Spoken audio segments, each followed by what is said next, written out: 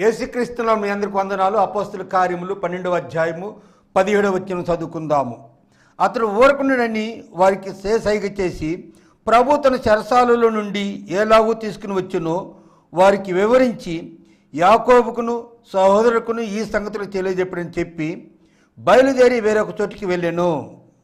దేవునికి స్తోత్రం. హల్లెలూయా, హల్లెలూయా, స్తోత్రం. Good morning, have a nice day. క్రీస్తునందున్న ప్రియ సహోదరి సహోదరులారా, యూట్యూబ్ ద్వారా టీవీ సెట్ల ద్వారా చూస్తున్న నా ప్రియ సహోదరి సహోదరులారా, మీ అందరికీ ప్రత్యేకమైన వందనాలు చెల్లిస్తున్నాను. Good morning. మిమ్మల్ని కలుసుకోవడం నాకు చాలా సంతోషంగా ఉంది.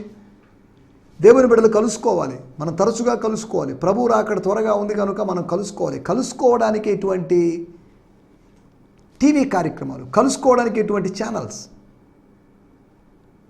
ఆ దినం సమీపించుకోనది మరీ ఎక్కువగా చేయాలి, ఎక్కువగా కలుసుకోవాలి. కాబట్టి మన పర్పస్, మనం ఇలా కలుసుకోవడంలో పర్పస్ నా పబ్లిసిటీ కోసమో ఇక దేనికోసమో కాదు. It's for Lord's publicity. ప్రభు యొక్క పబ్లిసిటీ కోసమే, ప్రభు యొక్క కార్యాల స్మరణ కోసమే, ప్రభు రాకడ కోసం సిద్ధపడ్డమే అనే సంగతిని మీకు గుర్తు చేస్తున్నాను. కొందరు మానుకొనుచున్నట్లుగా మీరు మానుకోవద్దు. మొదటి శతాబ్దంలో కొందరు మానుకున్నారు. సంఘ సభ్యులైన వారు సంఘ సహవాసాలకి, సంఘ కూడికలకి, వార మధ్య కూడికలకి ఉండొచ్చు, లేకపోతే ఆరాధన కూడికలకి, ఆదివారపు కూడికలకి ఆగిపోయిన సందర్భాలు కావచ్చు. ఈ రోజుల్లో కూడా చాలా చోట్ల ఆగిపోతున్నారు.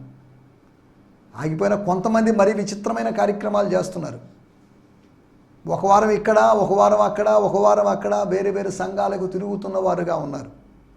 దానివల్ల ఎటువంటి ప్రయోజనం లేదు. ఒక స్థానిక సంఘానికి కట్టుబడి ఉండండి. దయచేసి అటు ఇటు పరిగెత్తొద్దు. ఏవో టీవీ ప్రసంగికులు ఏదో చెప్పారని వాళ్ళ సంఘానికి వెళ్ళిపోవద్దు. ఏమంటారు, డిజిటల్ చర్చెస్కి లేదా ఆన్లైన్ సర్వీసెస్కి అటెండ్ కావద్దు. స్థానిక సంఘాన్ని దేవుడు మనకి ఇచ్చాడు. మీకు ఒక స్థానిక సంఘాన్ని మీరున్న ప్రదేశంలో అక్కడ ఇచ్చాడు. ఆ సంఘానికి వెళ్ళండి. మీ ద్వారా సంఘ కాపరి దీవించబడాలి, సంఘ కాపరి ద్వారా మీరు దీవించబడాలి. కాబట్టి లోకల్ చర్చ్ అంటే లోకల్ ఆన్లైన్ చర్చ్ అని కాదు, లోకల్ డిజిటల్ చర్చ్ గురించి నేను మాట్లాడడం లేదు. Local offline church, local non digital church గురించి మాట్లాడుతున్నాను. ఒక లిటరల్ చర్చ్ని గురించి మాట్లాడుతున్నాను. స్తోత్రం. కొన్ని సంవత్సరాల క్రితం ఒక సహోదరికి నేను బాప్తిజం ఇవ్వాలని అనుకున్నాను. ఆమెను మోటివేట్ చేశాను. ఆ సహోదరి ఆస్ట్రేలియాలో ఉంటారు. విచిత్రమైన విషయం ఏంటంటే, అది ఇంతకుముందు నేను చెప్పాను లేదా మరి, విచిత్రమైన విషయం ఏంటంటే, నేను వస్తాను, ప్రభు చిత్తమైతే మీ దగ్గరికి వస్తాను సిస్టర్, మీకు నేను బాప్తిజం ఇస్తాను అని బాప్తిజాన్ని గురించి ఆమె ఎన్నో డౌట్లు అడిగింది. ఏమో చెప్తున్నాను. కొంతకాలము నేను ఆమెతో కమ్యూనికేషన్ చేయడం ఆగిపోయాను.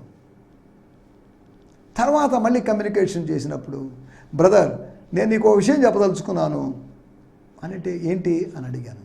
అప్పుడు ఆమె చెప్పింది, నేను బాప్తిజం తీసుకున్నాను. Yes, congratulations. అయ్యో, నేను బాప్తిజం ఇద్దాం అనుకున్నాను, మీరు బాప్తిజం తీసుకున్నారా?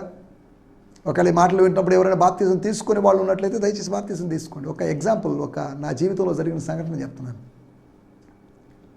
సరే, అడిగాను, ఎవరు మీకు బాప్టిజం ఇచ్చింది? వాళ్ళు ఏదో క్యాథలిక్, దగ్గరలో ఉన్నటువంటి క్యాథలిక్ చర్చ్కి వెళ్ళేవాళ్ళు. ఎందుకండి, నియర్ బై వేరే ఏదైనా చర్చ్ ఉంటే సెర్చ్ చేయండి, వాక్యాన్ని బోధించే సంఘం అంటే. మేము వెళ్తుండేవాళ్ళం ఒక సంఘానికి, అక్కడ ఏదో కొన్ని ప్రాబ్లమ్స్ వల్ల ఆగిపోయామని చెప్పుకుంటూ వచ్చారు. మళ్ళీ తర్వాత ఇప్పుడు ఎక్కడికి వెళ్ళడం లేదు, ఏదైనా ఆన్లైన్ సర్వీస్కి అటెండ్ అవుతానని అన్నట్టుగా చెప్పారు. తర్వాత జరిగిన విషయం, సరే మీరు బ్యాప్టిజం తీసుకున్నారు, పోనండి బ్యాప్టిజం ఫోటోలు ఏదైనా ఉంటే పంపించండి. లేదండి, బ్యాప్టిజం నేను ఆన్లైన్లో తీసుకున్నానని చెప్పారు. నేను షాక్ అయిపోయాను. బ్యాప్టిజం ఆన్లైన్ ఏంటి, ఎలాగా, ఎవరు ఇచ్చారు? సరే ఆన్లైన్ అంటే ఎవరు ఇచ్చారు అని అడిగాను నేను. ఇంగ్లాండ్లో ఉన్నటువంటి ఒక దైవజనుడు, లేదా యూకేలో ఉన్నటువంటి ఒక దైవజనుడు. ఏంటి, మీరు ఆస్ట్రేలియాలో ఉండి యూకేలో ఉన్నాయని ఎలా బాప్తిజం ఇస్తాడు అని అడిగాను నేను. అప్పుడు ఆమె సమాధానం చెప్పింది, నన్ను నెలలో దిగమన్నారు, నేను దిగాను. నన్ను మునగమన్నారు, ఆయన ప్రార్థన చేశారు, నేను మునిగాను, బాప్తిజం అయిపోయింది. చూడండి ఎంత విచిత్రంగా ఉందో స్టోరీ. పోనీలేనంటే నాకు సంతోషంగా ఉంది మీరు బాప్తిజం తీసుకున్నారని. అదే సమయంలో మీరు బాప్తిజం నా ద్వారా తీసుకోలేదనే బాధ కూడా నాకుంది అని చెప్పాను నేను. తర్వాత సహోదరి ప్రభువులో చక్కగా ఎదుగుతుంది. నేను ఇవన్నీ ఎందుకు చెప్తున్నానంటే, ఇటువంటి ఆన్లైన్ విధానాల ద్వారా, ఆన్లైన్ సర్వీస్ ఎలా ఉన్నా కానీ ఆన్లైన్లో ఆఫరింగ్లు పెట్టేయండి అని చెప్పేసి, ఆఫరింగ్స్ టైం అని చెప్పేసి పాటలు పాడుతున్నారు, పంపించండి. గూగుల్ పే, ఫోన్పే, పేటిఎం, ఇంకా రకరకాల విధానాల ద్వారా డబ్బులు పంపించేసేయండి. లేదా క్యూఆర్ కోడ్ ఉంది, స్కాన్ చేసేసేయండి, పంపించేసేయండి. అనేటువంటి విధానాలు వచ్చేసాయి. నేను ఇవన్నీ ఎందుకు చెప్తున్నానంటే జాగ్రత్త. ఒక స్థానిక సంఘం మనకు అవసరం. We need a local church. మీ స్థానిక సంఘాన్ని నిర్లక్ష్యం చేయొద్దు అని చెప్పడం నా ప్రాముఖ్యమైన ఉద్దేశం. ఒకవేళ మీ స్థానిక సంఘంలో కొద్దిమంది ఉండొచ్చు, నో ప్రాబ్లం. ఆ కొద్దిమందిగా ఉన్న స్థానిక సంఘం అభివృద్ధి చెందుతుంది. మీరు సహకరించి మీ దైవజనుడితో కలిసి పని చేసినప్పుడు సంఘము విస్తరిస్తుంది. Your church will grow, your local church will grow. ప్రభు కృపను బట్టి సుమారు 18 సంవత్సరాల క్రితం నేను ఇద్దరితో ఆరంభించినటువంటి సంఘం అది మెల్లగా ఆస్వాదించబడింది, అది విస్తరించింది. ఇంచుమించు ఒక 50-60 మెంబర్స్ ఇప్పుడు వస్తున్నారు. అంతకన్నా 7 బ్రాంచెస్ వచ్చేసాయి. పరిచయం విస్తరించింది. నేను ఇంచుమించు 3 రాష్ట్రాలకు వెళ్ళడానికి ఒక చిన్న సంఘం ద్వారా దేవుడు సాయం చేస్తున్నాడు. కాబట్టి through your local church you would be blessed.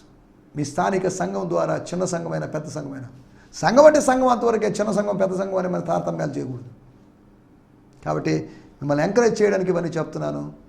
మీ దశమ భాగాలు ఇవన్నీ మీ స్థానిక సంఘానికే. టీవీ ప్రసంగికులు ఎవరికి మీ దశమ భాగాలు ఇవ్వద్దు. మీ డబ్బు మొత్తం మీ స్థానిక సంఘానికి. వారి ద్వారా ఆత్మీయ లబ్ధి పొందుతున్నారు కనుక మీ భౌతికమైన ఆశీర్వాదాలు స్థానిక సంఘం అనుభవించాలి, సంఘ కాపరి అనుభవించాలి. సరే, వీటి గురించి నేను ఇంతకుముందు కూడా చెప్పాను. అందుకని మన కార్యక్రమంలో ఎక్కడ మన ఫోన్పే, గూగుల్ పే నంబర్స్ ఏవి పెట్టడం లేదు. మీరు ఒకవేళ మరి ఆశీర్వదించబడ్డాం, దేవుని చేత ప్రేరేపించబడ్డాం అని కానీ మీరు భావించినట్లయితే మీరు ఎలా ఆఫరింగ్ ఇవ్వచ్చు అనే విషయాలు నేను చెప్తాను. అది పబ్లిక్గా చెప్పదలుచుకోలేదు. కావల్లోంచి ఒక మేడం గారు 2 సార్లు నాకు ఆఫరింగ్ పంపించారు. దేవుడు వారిని దీవించునుగాక. మేడం గారు, వారు పెద్దవారు, రిటైర్డ్ స్కూల్ టీచర్. వారు ఒకసారి 5,000 రూపాయలు, మరొకసారి 5,000 రూపాయలు, 10,000 రూపాయలు ఈ పరిచర్యకి ఇచ్చారు. ప్రభు వారిని దీవించునుగాక. ఇచ్చిన వారినే కాదు, దేవుడు ఇవ్వని వారిని కూడా దీవిస్తాడు. దేవుడు ఎవరినైనా దీవిస్తాడు. అందరినీ దీవించాలని ఆయనకు ఆశ. నువ్వు ఇచ్చినంత మాత్రమే దీవిస్తాడని కాదు నా మాటలకు ఉద్దేశం. కాబట్టి ఇవ్వండి, మీ స్థానిక సంఘానికి ఇవ్వండి. ఒకవేళ స్థానిక సంఘానికి ఇచ్చిన తర్వాత మీ దగ్గర ఇంకా నిధులు ఉన్నట్లయితే మీకు తోచిన ఏదైనా మినిస్ట్రీకి మీరు ఇవ్వాలనుకుంటే ఇవ్వండి. అయితే ఎవరో బలవంతం వల్ల ఇవ్వద్దు. మీరు ప్రేరణ కలిగిన ప్రేరణ బట్టి ఇవ్వండి అంతవరకు. కానీ పలాని మినిస్ట్రీకి ఇవ్వండి, పలాని మినిస్ట్రీకి ఇవ్వండి, ఈ టీవీ ప్రోగ్రామ్కి ఇవ్వండి నేను ఎప్పుడు చెప్పను. మీకు కలిగిన ప్రేరణ బట్టి మీరు ఎవరికైనా ఇవ్వండి, మీరు దీవించబడతారు. కాకపోతే మంచి సాయిల్లో మీరు విత్తితే మంచిగా మీరు కోసుకుంటారు. అనగా మంచి నేలలో మీరు విత్తితే మంచి కోతను కోసుకుంటారు. మంచి మినిస్ట్రీలు అనగా స్పిరిచువల్ మినిస్ట్రీలో మీరు విత్తే స్పిరిచువల్ బ్లెస్సింగ్స్ పొందుకుంటారు. దేవుని స్తోత్రం, హల్లెలూయా, స్తోత్రం. నిన్నటి ఎపిసోడ్లో మనం దురభిప్రాయాల గురించి కొన్ని 4 దురభిప్రాయాలు అనగా సరికానటువంటి అభిప్రాయాలు, సమంజసం కానటువంటి అభిప్రాయాల గురించి మాట్లాడుకున్నాం. ఒకటి, ప్రభువు దూతని ప్రభు అనుకోవడం, దూత వలన జరిగినది నిజముగా జరిగినని గ్రహింపక. రెండవది, సురక్షితము కాని స్థలాన్ని ఒకప్పుడు పచ్చగా ఉందని చూసి భ్రమించిపోయి అదేదో బాగుంది అని భావించి లోతు, ఎస్ పెదనాన్న అయితే uncle I will go there అన్నాడు లోతు. పెద్ద ఆయన ఆలోచించున్నది, కుర్రోడు ఆవేశపడి తీర్మానం తీసుకుంటున్నాడు. తను సరైన ఎంపిక చేసుకోవడం లేదు. సరే అయినా ప్రభు వాడికి తోడుగా ఉంటాడులే. అతని యొక్క భవిష్యత్తును పూర్తిగా చూడకపోయినప్పటికీ ఆ పచ్చని యోర్దాను ప్రాంతం అంతా అది ఎలాగుందంటే ఒకప్పుడు ఏదేను తోటలాగా ఉందని ఆ పై రూపాన్ని చూసి మోసపోయాడు. పై రూపాన్ని చూసి మనం మోసపోతాం. జాగ్రత్త. అందంగా ఉన్నారనో, ఎర్రగా ఉన్నారో, బాగా డబ్బున్నోళ్ళుగా ఉన్నారనో, మంచి వాళ్ళలా కనిపిస్తున్నారనో మోసపోవద్దు. వివేచించండి. ఆత్మ వివేచన కలిగి అడుగులు వేయండి. అనుబంధాలు పెంచుకోండి. లేదు అంటే సమస్యలు వస్తాయి. ఆ సమస్యలతో మనం సతమతం అవ్వాల్సి వస్తుంది. దేవుని స్తోత్రం, హల్లెలూయా. మనం ఆలోచిస్తున్న విషయాలు, నిన్న మనం ఆలోచించింది పేతురుకు ఉన్నటువంటి దురభిప్రాయాలు, 4 దురభిప్రాయాలు. ప్రభు దూతని ప్రభు అనుకున్నాడని, సురక్షితం కాని స్థలాన్ని సురక్షితమైన స్థలం అని అనుకున్నాడని. మూడోదిగా మనం వాస్తవాన్ని, రియాలిటీని ఏదో విజన్ అనుకున్నాడు. రెల్మ్కు సంబంధించినటువంటి విజన్ అనుకొని దర్శనం అయింది వచ్చేమో కదా. కొన్నిసార్లు మనం అనుకోని సంఘటనలు జరిగినప్పుడు కళ నిజమా, నిజంగా నాకు జరిగిందా, మనల్ని మనం గిల్లి చూసుకోవడం, పరీక్షించుకోవడం మనం చేస్తాం. పేతురు అటువంటి ఫీలింగ్స్లోకి, డైలమాలోకి వెళ్ళాడు. అందుకనే అక్కడ రాయబడింది 9వ వచనంలో, అతడు వెలుపలకు వచ్చి దూత వెంబడి వెళ్ళి, దూత యొక్క అడుగు జాడులో నడిచి, దూత ముందు వెళ్తున్నాడు, వెనకాల వస్తున్నాడు. దూత నీడలోని కాదు, దూత ముందు దూతను అక్షార్థంగా చూస్తున్నాడు. కారణం ఏంటంటే అక్కడ దేదీప్యమైన వెలుగు ప్రసరిస్తూ ఉంది. దూత వలన జరిగినది నిజముగా జరిగినని గ్రహింపక తనకు దర్శనము కలిగినని తలంచెను. స్తోత్రం, హల్లెలూయా. కానీ దర్శనాన్ని పొందలేదు. వాస్తవంగా జరిగినప్పుడు దర్శనం అనుకున్నాడు. కానీ 11వ వచనం, అతనికి తెలివి వచ్చినప్పుడు. తెలివి రావాలి మనకు. ఏం తెలివి అంటే దర్శనం ఏంటో, వాస్తవం ఏంటో దీన్ని వివేచించేటువంటి జ్ఞానం మనకు కావాలి. అతనికి తెలివి వచ్చింది. దేవుని స్తోత్రం, హల్లెలూయా. అనగా తనకి స్పృహ వచ్చింది, తన మత్తు దిగిపోయింది. దీని తర్జుమాలో బ్రియాన్ సిమ్మన్స్ గారు ఎలా తర్జుమా చేశారో నాకు తెలియదు, కానీ దాన్ని చూడడానికి నేను రెఫర్ చేస్తున్నాను. 12వ అధ్యాయము 9వ వచనంలో రాయబడింది. స్తోత్రం. ఈవెన్ దో హీ థాట్, అతను అనుకున్నాడట, అతను ఆలోచించాడు, it was only A dream are A vision. అది బహుశా ఒక కలో దర్శనమో అయిండొచ్చు అని తర్జుమా చేశాడు. For it seemed unreal, he could not believe it was really happening. ఇలా జరిగే అవకాశం లేదు. నేను దూత వెనకాల పోవడం, తలుపులు తెరవబడడం, నేను లేవడం, నా సంఖ్యలు ఊడిపోవడం, ఇవన్నీ రియల్గా. మళ్ళా చదువుతున్నాను. Even though he thought, Peter thought it was only A dream are A vision. దేవుడు అనుగ్రహించిన దర్శనం మంచి దర్శనం అండి, మంచి కళ అండి. For it seemed unreal, he could not believe it was really happening. స్తోత్రం. అతను నమ్మలేకున్నాడట. అక్కడ రాయబడిన మాట, పేతురుకు తెలివి వచ్చి 11వ వచనం మనకు కావాలి. That's when Peter realize that he was not having a dream. స్తోత్రం. హీ సెడ్ టు హిమ్సెల్ఫ్, తనతో తాను మాట్లాడుకున్నాడు అనే మాటని ఇక్కడ తర్జుమాలో ఉపయోగించారు. అతనికి తెలివి వచ్చి తాను అనుకున్నాడు, అనుకోనేను అని రాయబడింది. 9వ వచనంలో రాయబడిన మాట, దర్శనాన్ని దర్శనంగానే భావించు, వాస్తవాన్ని వాస్తవంగానే భావించు. వాస్తవాన్ని దర్శనం అనుకున్నా, దర్శనాన్ని వాస్తవం అనుకున్నా, దర్శనం వాస్తవం అని కాదు, దర్శనం నెరవేరుతుంది. దర్శనం వస్తుంది, దర్శనం నెరవేరుతుంది. ఈ మధ్య కాలంలో వాస్తవం, 2 దర్శనాలకి మధ్యలో ఒక వాస్తవం ఉంటుంది, 2 స్వప్నాలకి మధ్యలో ఒక సత్యం ఉంటుంది. అనగా స్వప్నము నెరవేరడానికి సమయం ఉంది. ఈరోజు కల వచ్చి ఈరోజే నెరవేరదు, లేకపోతే ఈరోజు కల వచ్చి ఒక 5 నిమిషాలు నెరవేరదు. యోసేపు కళలు వచ్చినాయి, అవి నెరవేరడానికి 14 సంవత్సరాలు పట్టింది. Your dream has a time. The incubation period ఉంటుంది, పొదగబడేటువంటి సమయం ఉంది. అప్పటిదాకా నువ్వు వెయిట్ చేయాలి. స్తోత్రం. ఈరోజు కలగని రేపటికి నెరవేరపోవచ్చు, కానీ కళ నెరవేరుతుంది, స్వప్నం నెరవేరుతుంది. దేవుడిచ్చినవైతే అవి ఖచ్చితంగా నెరవేరుతాయి. సరే, వీటి గురించి మనం నిన్న మాట్లాడుకున్నాం. రండి, మన సమయం లేదు, మన సమయం కొద్దిగా ఉంది కనుక ఈ సమయంలో మన దేవుని వాక్యాన్ని ధ్యానించుకుందాం. మన ధ్యానం నిమిత్తమై అపోస్తుల కార్యములు 12వ అధ్యాయము 17వ వచనం. అపోస్తుల కార్యములు 12వ అధ్యాయం 17వ వచనం. అతడు ఓరకుండుడని వారికి సైగ చేసి ప్రభు తను చెరసాలలో నుండి ఏలాగు తీసుకువచ్చునో వారికి వివరించి యాకోబులకును సహోదరులకును ఈ సంగతులు తెలియజేయడని చెప్పి బయలుదేరి వేరొక చోటికి వెళ్ళాను. చాలండి, నేను చదువుతున్నాను. He signal for them, hello అన్నట్టుగా సంకేతాలు సంజ్ఞ భాషలో చెప్పాడు. అతను he signal for them to be quiet. Hello, కాసేపు సైలెంట్గా ఉండండి ప్లీజ్ అన్నట్టుగా. కాస్త చిరాకు వచ్చిందేమో ఆయనకి. స్తోత్రం. ఆ నిద్రాభంగం వల్ల, గాఢ నిద్రలోంచి బయటికి రావడం వల్ల ఆయన డిస్టర్బ్ అయ్యాము. అక్కడ he signal for them to be quiet as he shared with them the miraculous way the Lord brought him out of the prison. చెరసాలోంచి వస్తామని నేను అనుకోలేదండి. అక్కడికి వచ్చి జాన్ మార్క్ ఇంటికి వచ్చి కూడా ఇది చెరసాలేమో, నేను అక్కడే ఉన్నానేమో అనుకోలేదు. ఒక రియాలిటీ అతని కళ్ళు తెరవబడ్డాయి. He realised something. స్తోత్రం. రియాలిటీని రియలైజ్ చేయాలి మనం. అక్కడ రాయబడింది, the miraculous way the Lord brought him out of the prison. Before he left he said, make sure you let Jacob అని రాయబడింది. జేమ్స్ అని కొన్ని తర్జుమాల్లో రాయబడింది, కానీ ఇక్కడ ఈ బ్రియాన్ సిమ్మన్స్ గారి అరామిక్ తర్జుమాను ఆధారంగా చేసుకొని చేసింది కాబట్టి లెట్ జాకబస్ అది క్రమంగా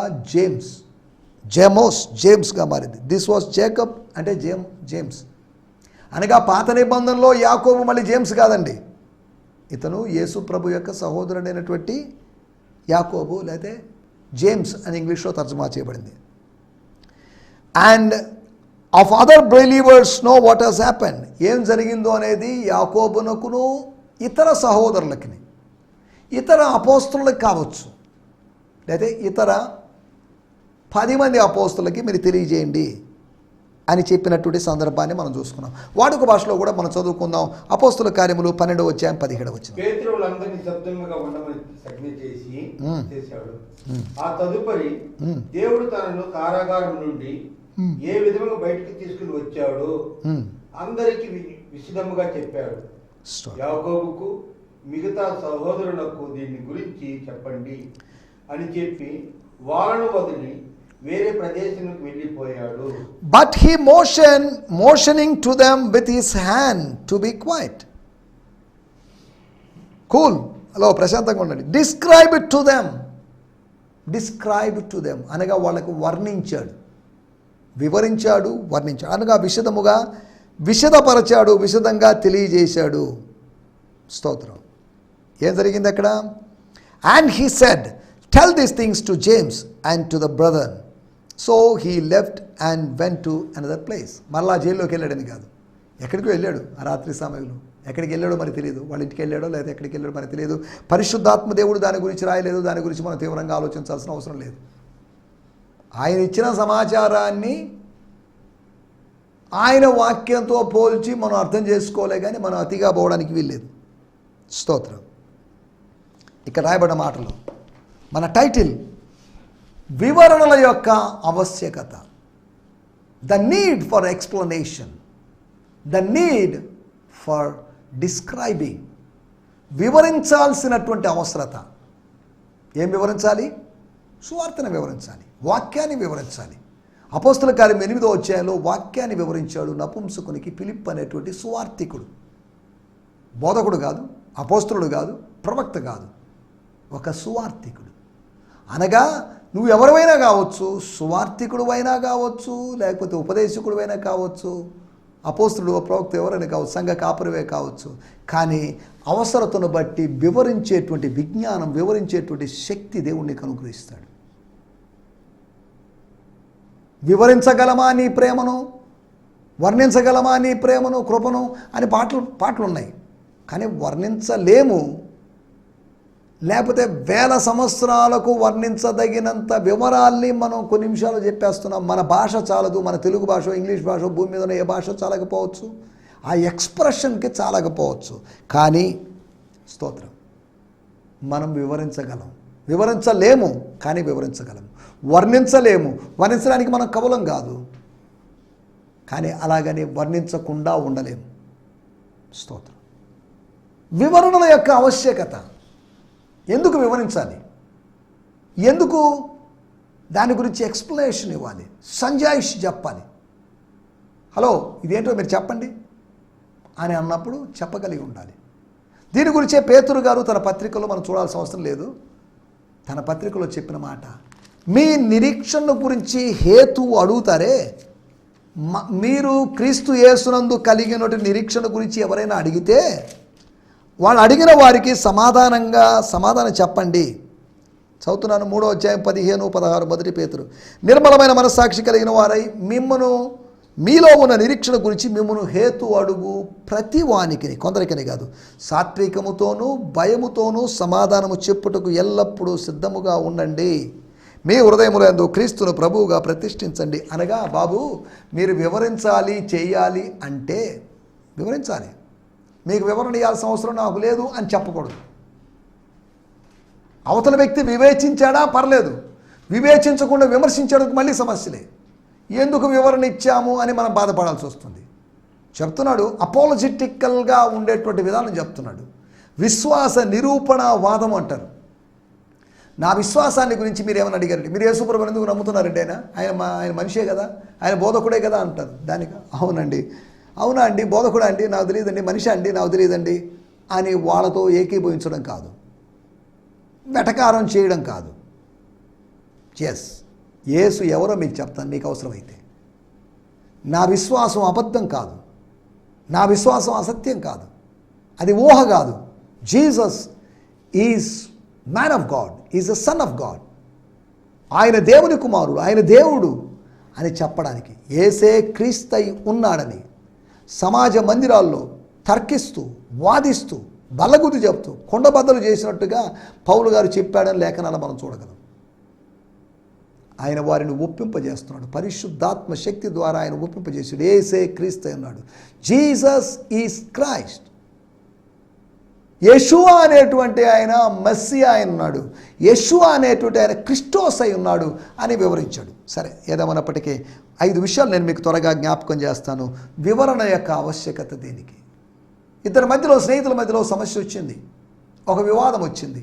కూర్చొని వివరణ ఇస్తే అక్కడ సమస్య పరిష్కారం అవుతుంది. వివాదములు అడ్డగడియలంత స్థిరములని బైబిల్లో రాయబడింది. ఆ వివాదాలు సమసిపోయేటట్టు చేసుకోవాలి. మొట్టమొదటి విషయము 12వ అధ్యాయము 16వ వచనం. ఇంకా కొద్దిసేపు తడుతూనే ఉన్నాడు. హృదయం అనేటి తలుపు ఉన్నదా అని మన భక్తులు పాడినట్లుగా మన దాంట్లోకి వెళ్ళలేదు. విభ్రాంతి నుంచి విడిపించబడడానికి వివరణ కావాలి. You need explanation to come out of some perplexment or amazement.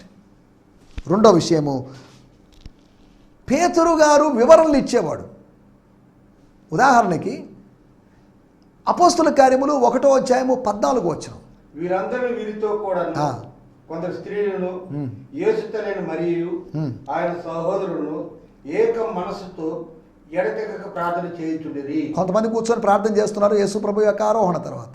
కానీ అక్కడ రాయబడింది 15వ వచనంలో ఏం జరిగిందంటే, ఆయన ఒక వివరణ ఇచ్చాడు. హలో, మనందరం ప్రార్థన చేస్తున్నాం, బాగానే ఉంది. బహుశా ఏంటండి 8 రోజులైంది, లేకపోతే 9వ రోజు కూడా వచ్చింది, ఏంటి ఇదంతా? ఎన్ని రోజులు ఇలా ప్రార్థన చేయాలి? 1 రోజా 2 రోజులా? ఇప్పటికే 8 days దాటింది. ఒక విశ్రాంతి దినము దాటిపోయింది. వారం రోజులు దాటింది. ఈ అన్సర్టైన్ వెయిటింగ్ ఏంటి? ఈ రూపురేఖలు లేనటువంటి వెయిటింగ్, ఈ ముగింపు లేని నిరీక్షణ ఏంటి అని అనుకోండొచ్చు. విసిగిపోతున్నారేమో. వాళ్ళ యొక్క విసుగక నిత్యము ప్రార్థించాలి. వాళ్ళ యొక్క విసుగుదల నుంచి విడిపించడానికి పీటర్ ఒక సొల్యూషన్ చెప్పాడు. ప్రార్థించి చీట్లు వేశాడు. ప్రార్థించి 12 అపోస్తులను ఎంపిక చేసుకున్నాడు. అక్కడ వాళ్ళు హ్యాపీ అయిపోయారు. వాళ్ళు ప్రార్థన చేశారు. 9 రోజుల తర్వాత 10వ రోజు పెంతెకోస్తు రోజు పరిశుద్ధాత్ముడు దిగి వచ్చాడు. దాంట్లోకి వెళ్ళలేదు. ఒకటి, విభ్రాంతి నుంచి విడిపించబడాలంటే వివరణ కావాలి. పేతురు ఇచ్చిన వివరణ యెరూషలేములోని అత్యాశక్తితో ప్రార్థిస్తున్నటువంటి ఆత్మీయుల యొక్క విభ్రాంతి నుంచి విడిపించింది. రెండోది, విజ్ఞాపన చేస్తున్నటువంటి విశ్వాసుల యొక్క విసుగుదల నుంచి పేతురు యొక్క వివరణ. ఎందుకయ్యా అవసరం ఆ పీటర్ గారు? ఎందుకండి 12 అపోస్తులు ఎన్నుకోవడం? నీకు ఎందుకండి ఇవన్నీ లేనిపోయిన గొడవలు అని ఎవరు పేతురుని వ్యతిరేకించలేదు. పేతురు యొక్క ఆలోచనతో ఏకీభవించారు. విసుగుదల నుంచి విడిపించడానికి ఒక వివరణ కావాలి. ఎందుకు నాకు ఇలా అనిపిస్తుంది, మీకు వివరణ నేను ఇవ్వను, నో మోర్ ఎక్స్ప్లెనేషన్స్ అని అనలేదు. మూడో విషయం నేను మీకు జ్ఞాపకం చేస్తాను. 2వ అధ్యాయము 14వ వచనం. పేతురు ఆ 11 లేచి మిగిలిన అపోస్తులతో లేచి, మిగిలిన అపోస్తులు కూర్చున్నా ఈయనేదో చెప్తాడే చెప్పనలే, మేము ఎందుకు మాట్లాడడం, అందరం ఎందుకు మాట్లాడడం, వీళ్ళు లేచి నిలబడ్డారు, అందరూ మాట్లాడారని కాదు. పేతురు మిగిలినటువంటి 11 మందితో, కొత్త అపోస్తులతో కూడా లేచి నిలబడి, హలో సహోదరులారా, ఏంటి మీరు మా గురించి నెగిటివ్గా మాట్లాడుకుంటున్నారు? మా సహోదరుల గురించి నెగిటివ్గా మాట్లాడుకుంటారు. వీళ్ళని కొత్త మద్యం తాగారు అనుకుంటున్నారా? అసలు ఏంటి టైం అయితే అని చూసారా మీరు? 9 అయిందే, ఇప్పుడు కొత్త మద్యం తాగడం. అసలు ఈరోజు పెంతెకోస్తు పండుగ అంటే అసలు ఏం మాట్లాడుతున్నారు మీరు అని వాళ్ళని తీవ్రంగా ఖండించాడు. యోబేలు గ్రంథం చదవరా మీరు? కీర్తన గ్రంథం చదవరా మీరు? బైబిల్ చదవరా? ధర్మశాస్త్రం మీరు చూడరా అని వాళ్ళను విమర్శించిన వాళ్ళకి సమాధానం చెప్పాడు. పేతురు యొక్క వివరణ చూడండి. నాకెందుకులే అని పేతురు, బట్ నాయకుడు ఎప్పుడు నాకెందుకులే అనుకోకూడదు. నాకే కావాలి అన్నట్టుగా అతడు జోక్యం చేసుకోవాలి. ఒకటి, విభ్రాంతి నుంచి విడిపించడానికి అపోస్తుల కార్యములో 12వ అధ్యాయంలో పేతురు వివరణ ఇచ్చాడు. రెండోది, విసుగుదల నుంచి విడిపించడానికి పేతురు 1వ అధ్యాయంలో మాట్లాడాడు, వివరణ ఇచ్చాడు. మూడోదిగా, విమర్శల నుంచి విడిపించడానికి, వాళ్ళ యొక్క విమర్శలకు ప్రతి విమర్శ చేయడానికి, వారి విమర్శను ఖండించడానికి, అది తప్పని నిరూపించడానికి పేతురు నిలబడి మాట్లాడాల్సి వచ్చింది. నువ్వు కూడా నీ కుటుంబంలో లేచి నిలబడి మాట్లాడినప్పుడు, నీ సంఘంలో లేచి నిలబడి మాట్లాడినప్పుడు కొన్ని వివాదాలు అవి సమసిపోతాయి. 4వ విషయం నేను మీకు జ్ఞాపకం చేస్తాను. స్తోత్రం. అపోస్తుల కార్యములు 11వ అధ్యాయము 4వ వచనం. అందుకు పేతురు మొదటి నుండి వరుసగా వారికి ఆ సంగతి ఇలా వివరించి చెప్పాడు. పేతురు వివరణ స్టార్ట్ చేశాడు. 1వ అధ్యాయంలో ఆయన వివరణ ఇచ్చాడు, 2వ అధ్యాయంలో వివరణ ఇచ్చాడు, 12వ అధ్యాయంలో వివరణ ఇచ్చాడు, 11వ అధ్యాయంలో వివరణ ఇచ్చాడు. ఏంటి వివాదం వచ్చింది. హలో బ్రదర్, అక్కడికి వెళ్ళి భోంచేసావే, అవసరమా నీకు? అసలు మనమేంటి, వాళ్ళేంటి, అన్ని జనుల దగ్గరికి ఏంటి, పాపులేంటి, వాళ్ళ దగ్గర చేరడం ఏంటిదంతా నువ్వు చేసే పనులు? అపోస్తలునికి తగినట్టుగా చేయడం లేదే, డీసెంట్గా బిహేవ్ చేయడం లేదే, మన శుద్ధీకరణ ఆచారాలు, మన యూదుల ఆచారాలు బట్టి అని మాట్లాడుతున్నప్పుడు స్తోత్రం, వాళ్ళతో మెల్లగా మాట్లాడి వాళ్ళని ఒప్పింపజేశాడు. వాదము పెట్టుకొనిరి అని 3వ వచనంలో రాయబడింది. వాదము పెట్టుకున్నటువంటి సహోదరులని స్తోత్రం 18వ వచనంలో రాయబడింది, వారు ఈ మాటలు విని అడ్డమేమి చెప్పకుండా డాష్ డాష్ డాష్ చెప్పుకొనుచు దేవుని మహిమపరిచిరి. విమర్శించిన వాళ్ళని దేవుని మహిమపరిచే వాళ్ళుగా చేశాడు. స్తోత్రం. అనగా పేతురు యొక్క వివరణ యొక్క ఫలితం, పేతురు యొక్క వివరణ యొక్క ఫలితాలు 5 వివరణలు ఇచ్చిన సందర్భాలు పేతురు జీవితంలో మనం ఆలోచిస్తున్నాం. 1, పేతురు విభ్రాంతి నుంచి విడిపించడానికి వివరణ ఇచ్చాడు 12వ అధ్యాయంలో, విసుగుదల నుంచి విడిపించడానికి 1వ అధ్యాయంలో వివరణ ఇచ్చాడు, విమర్శ నుంచి విడుదల కలిగించడానికి 2వ అధ్యాయంలో వివరణ ఇచ్చాడు, 3వది వివాదము నుంచి విడిపించడానికి 11వ అధ్యాయంలో వివరణ ఇచ్చాడు. చివరిగా ఒక మాట చెప్పి ముగిస్తాను. 15వ అధ్యాయం 6వ వచనం. స్తోత్రం. అప్పుడు అపోస్తలులను పెద్దలను ఈ సంగతిని గురించి ఆలోచించుటకు కూడి వచ్చిరి. బహుతర్కము జరిగిన తరువాత పేతురు లేచి వారితో ఇట్లా నేను. ఏం జరిగింది అక్కడ? బహుతర్కం జరిగింది. తర్కించారు. పేతురు మాట్లాడగా, గమడవా నువ్వు ఏం మాట్లాడుతున్నావు అని రకరకాలుగా మిషనరీ ప్రయాణం చేసి లేదా పరిచర్య చేసి అలసిపోయినటువంటి సేవకునికి వ్యతిరేకంగా మాట్లాడు. అనగా పేతురు వివరణ ఇచ్చేసరికి అక్కడ సైలెంట్ అయిపోయారు. అనగా 12వ వచనంలో రాయబడినటువంటి మాట మనం చూడాలి. ఊరకుండి సమాజమంతయు సమూహమంతయు ఊరుకున్నారు. సరే చాలండి, దేవుని స్తోత్రం. నా మాటలు నేను ఇక్కడ ముగిస్తున్నాను. వితర్కాల నుంచి విడిపించాలంటే వివరణ కావాలి. కాబట్టి ఆత్మ సంబంధమైన వివరణలు ఇస్తూ ఈ సేవలో, ఈ ఆత్మీయ జీవితంలో, ఈ కుటుంబ జీవితంలో ముందుకు సాగడానికి ప్రభువు మనకు సహాయము చేయునుగాక. ఆమేన్. హల్లెలూయా. మీ అందరికీ వందనాలు. ఈ సందేశము మీకు ఆశీర్వాదకరంగా ఉందని నమ్ముచున్నాము. ప్రార్థనా అవసరతల కొరకు మమ్మల్ని సంప్రదించవలసిన మా చిరునామా గిద్యోన్ మిషన్ చర్చ్, 6వ వీధి, శాంతినగర్, నెల్లూరు 4, ఆంధ్రప్రదేశ్. పిన్ 524004. మా ఫోన్ నంబర్లు 7036443613 మరి ఒక నంబర్ 9392293010. మా ఈమెయిల్ ఐడి gfihmi2015@gmail.com. దేవుడు మిమ్మును ఆశీర్వదించునుగాక. ఆమేన్.